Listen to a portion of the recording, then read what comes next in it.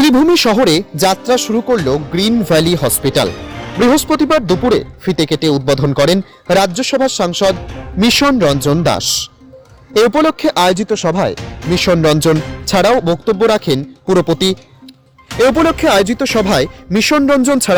রাখেন পুরপতি রবীন্দ্র চন্দ্র দেব, প্রাক্তন পুরপতি ডক্টর মানুষ দাস, ডক্টর মোস্তাফা আহমেদ, ডক্টর আফতাব উদ্দিন, ইকবাল হোসেন সহ অন্যান্যরা।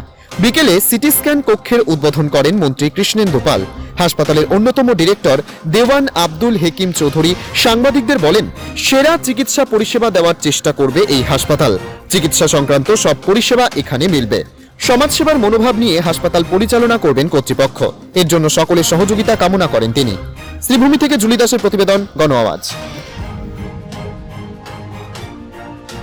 আপনাদেরকে ধন্যবাদ।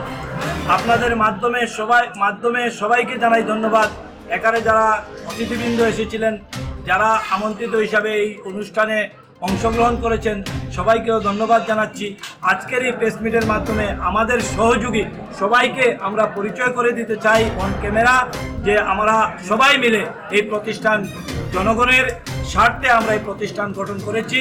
মুখ্যভাবে যে প্রতিষ্ঠানের নাম এসেছে সহযোগী হিসাবে, আমি বলবো একটি কথা হলেও সেই আমাদের ইকবাল হোসেন মজুমদার এবং অজয় দা, বিমল দা, ওনারা যাতে দু একটি কথা বলেন, আমি ওনাদের প্রতি অনুরোধ রাখবো।